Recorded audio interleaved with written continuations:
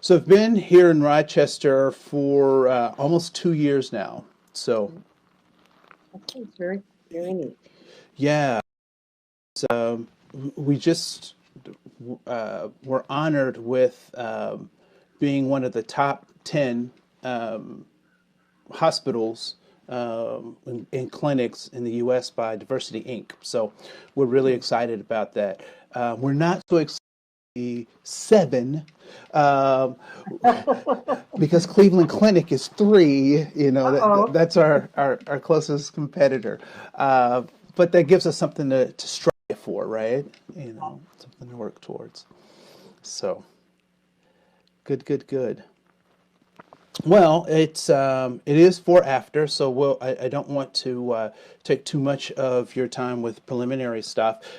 Joyce, is there anything you'd like to kind of start us off with, or kind of talk about your hopes or your thoughts about this program before we get started? Yes. Though I don't know a lot about the specifics of this training, a specific one. I know that it comes at a good time for us, and it comes after a lot of work and thought from Sharika and the team that works with her to identify opportunities for our faculty and staff.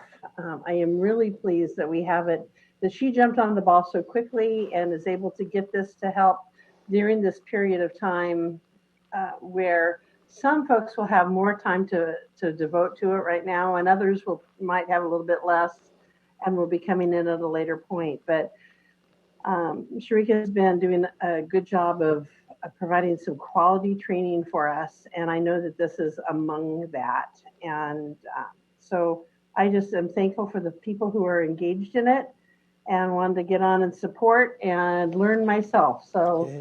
I I appreciate you being here and engaging with us. Well, wonderful. Thank you. Thank you. Sharika, anything you'd like to share before we get started? Um, yeah, so Joyce eloquently said the exact same thing that I was. Hi, Sharika.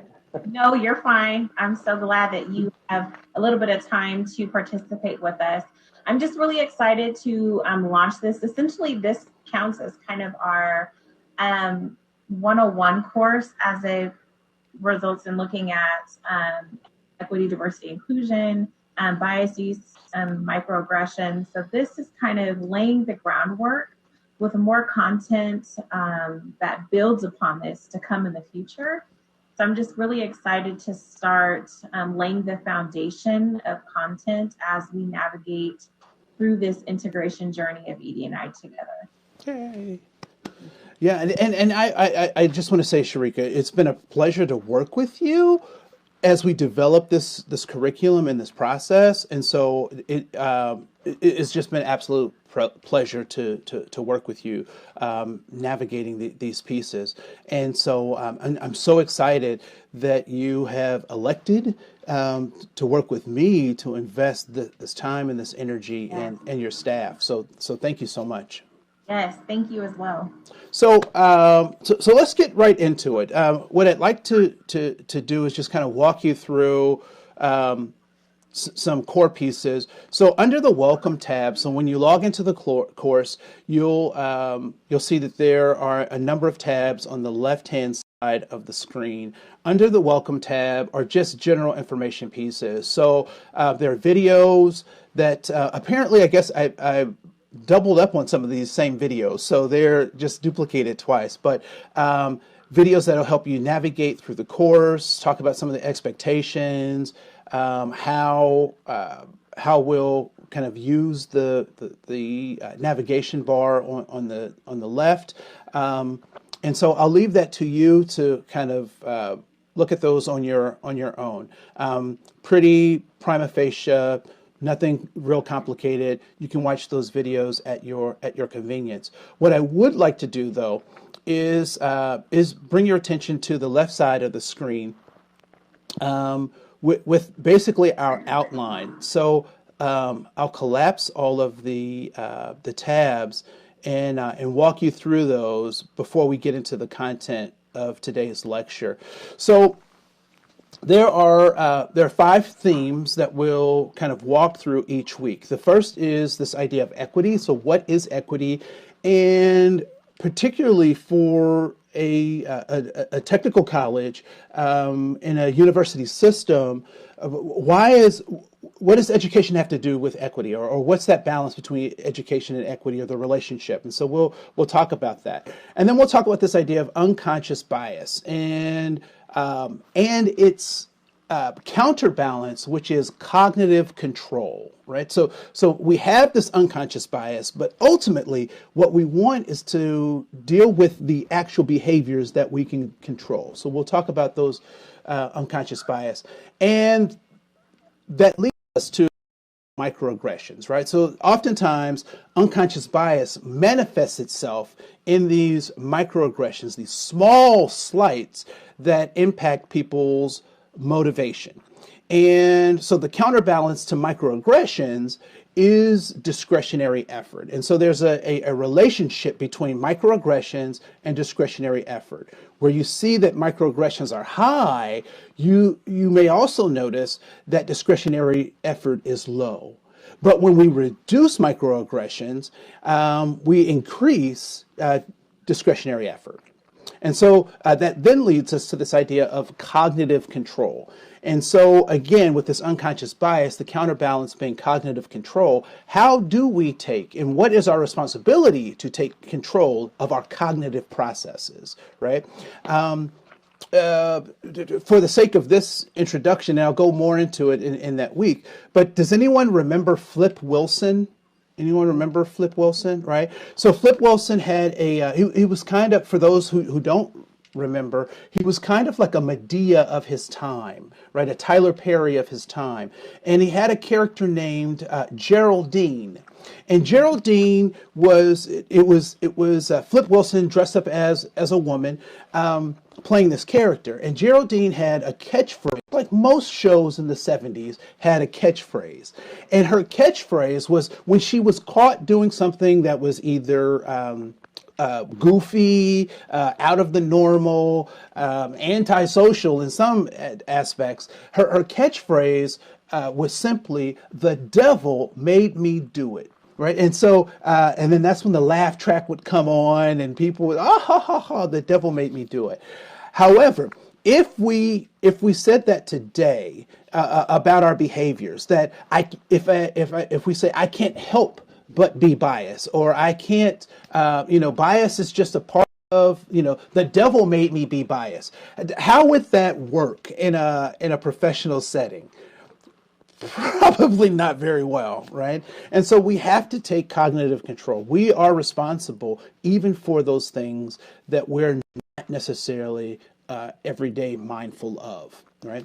And then lastly is the conversation about what is the direct impact on our faculty and on our staff, particularly as these things manifest. So what role does class and place and all these things play as we seek to become an institution that gives people tools to help them shape their lives, right? And so ultimately, we're here to do. We're not a social justice organization. Our job is and they can better direct their own lives, right? So, so with that progression, any thoughts, comments, observations? Does that progression make sense for you?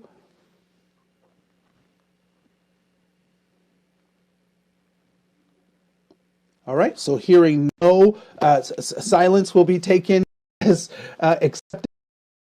So hearing no rebuttals, we will move on. So let's go into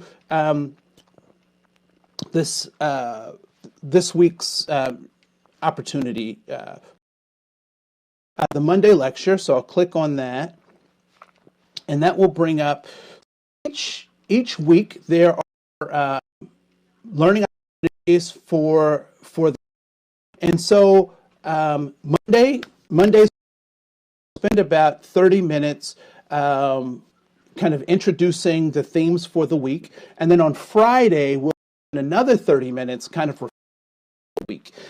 If the 30 wall for engaging so well, but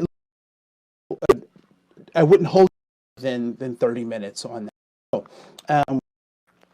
and then Tuesday we'll talk about the Boys of Baraka, and that is a documentary film that's about 55 minutes long. So you may want to sit down and grab some popcorn and a drink, spend some material. Because there's some things that recognize as educators that the lives of folks who are coming to us, right? So it's important. And then Wednesday we'll talk about the concept of an opportunity gap. So we're dealing with adult students that have systems that for they may be carryover from the K-12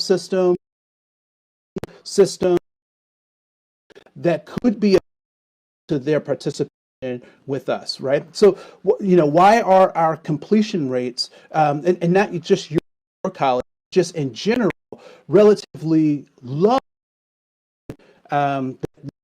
sources on the front end, right? So, I did work piece of training. I did work for a college and had a lot with their processes because although we could not guarantee students graduated, I did feel that we to assure they at least walk the bill. Think about the into that strengthen through the student teaching, through our mentoring, so that really sound decisions that change the trajectory of not only lives but the generations that follow. And we'll talk ethics in just a little bit.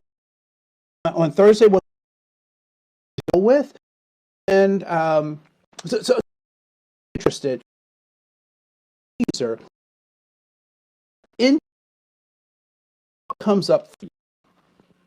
When you hear the word integration, what comes up?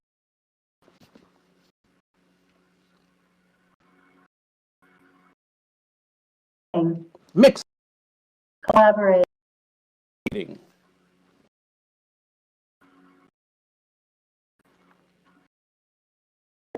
of, like, if you're talking curriculum, a natural program of part of curriculum and not just a tag along. Okay, so of to tag along thoughts. Kevin, how has it played in school setting? What does that look like?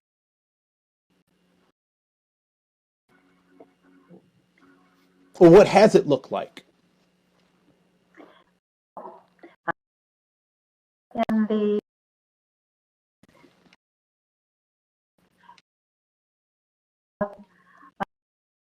voluntary um,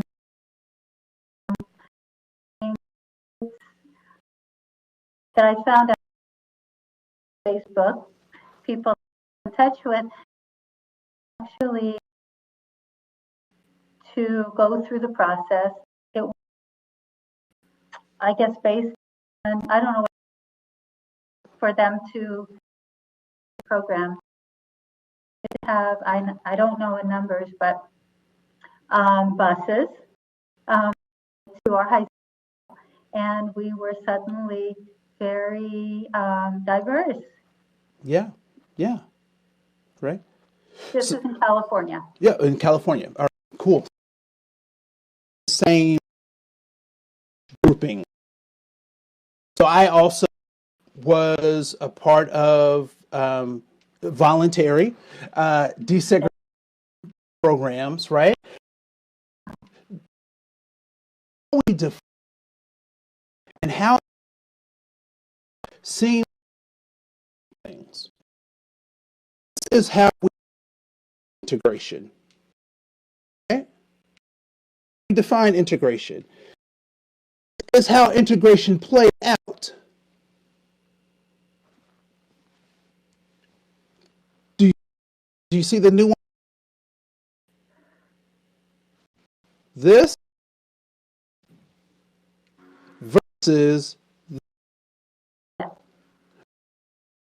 and so we have to be mindful of that.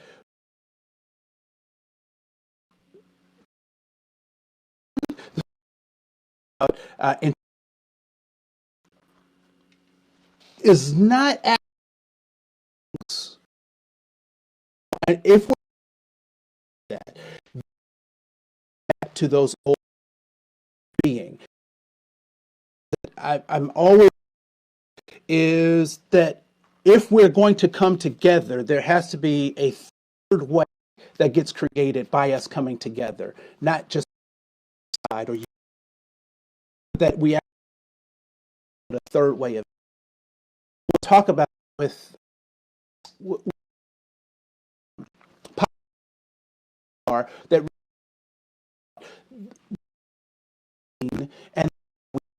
and sometimes how those things can be discongruent or so we'll so there is that's the basic primer for this week's activity. What I would mind be in the worksheets for this week.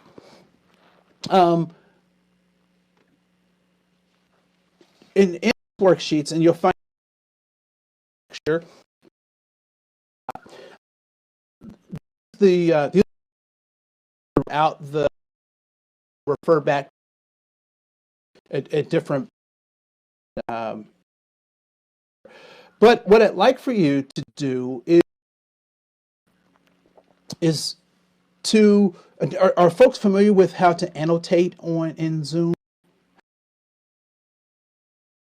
If you your green bar of your screen, if you highlight that, you should see a pencil that says annotate.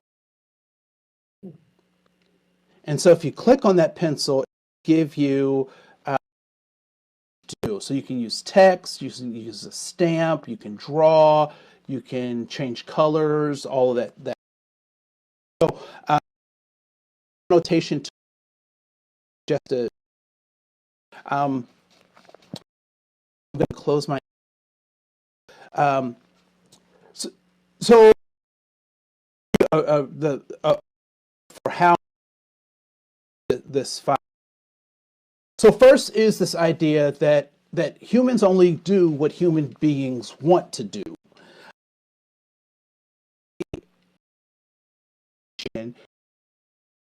Meeting needs. Do what they so it's my want to do this particular of classes. That this course meets people's significance, their safety, and their belonging. And significance is simply the recognition that I'm purpose and power, that reason for taking, and that myself understand the significance of why. Belonging is this recognition to be in relationships with people, understand my significance and my power and my purposes. And then lastly, I want to make sure that we create an environment for people to as their purpose, their belonging. So that's important. We also recognize that it is my belief that we can master ourselves. Self allows us to. So this cognitive control of the self, and my um,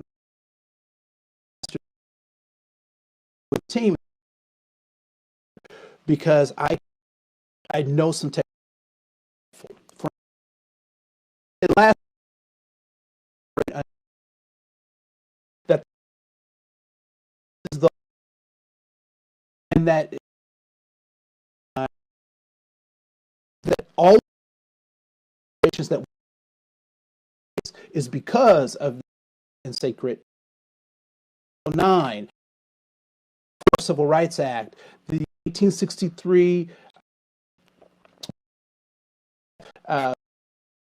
Constitution, 14th Amendment, or context these kinds. We will be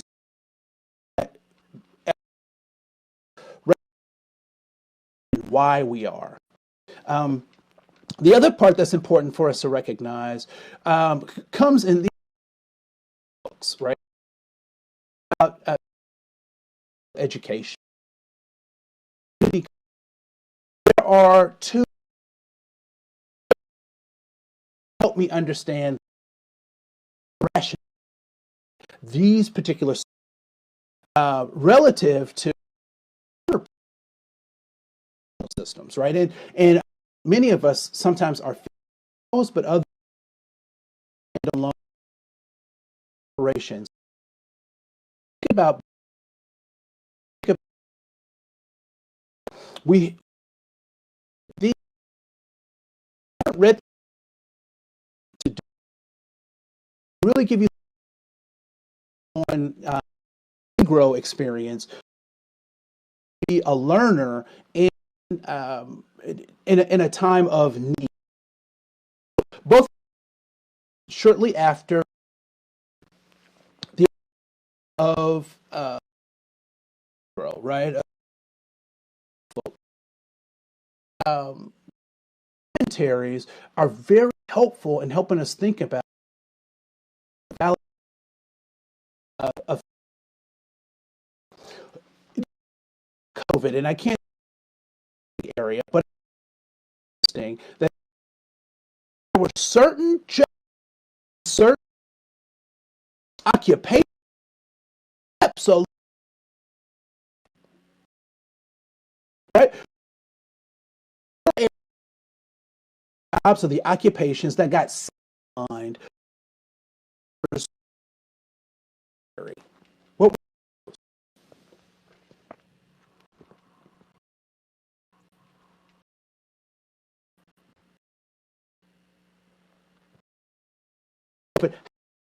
games happened in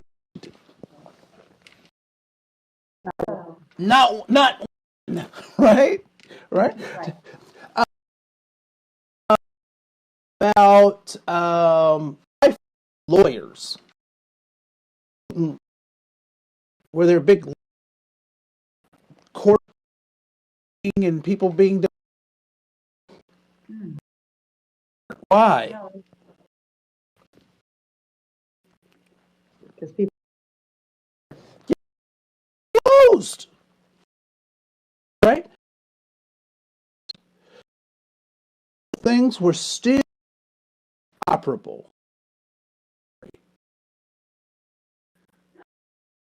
Grocery stores,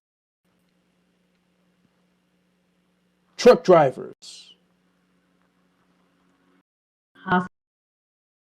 healthcare, plumbers. So all of these roles that require lots of education became necessary. For me, when I started to see them, I was this.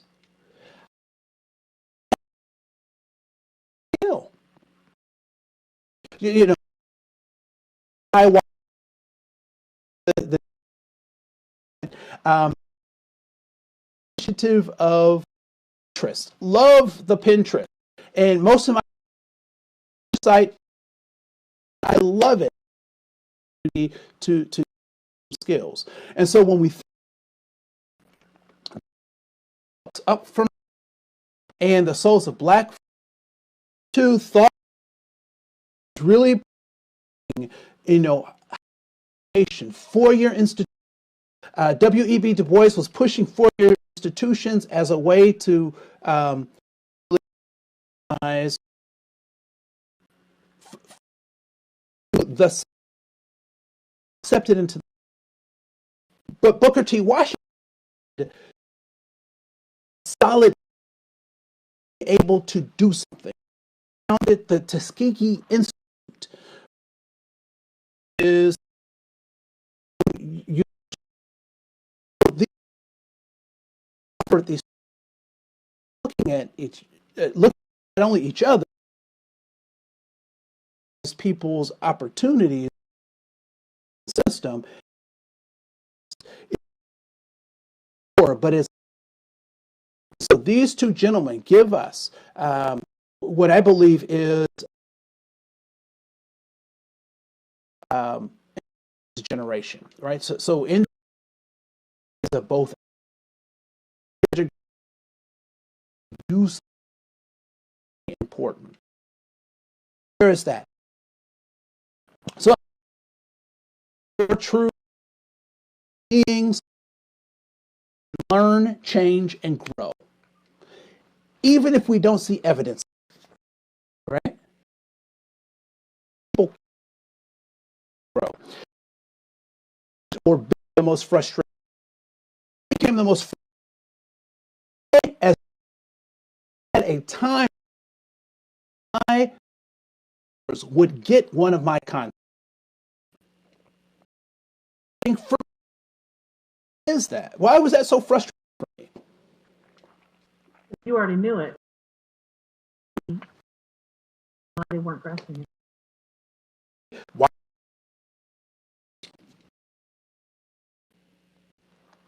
Recognize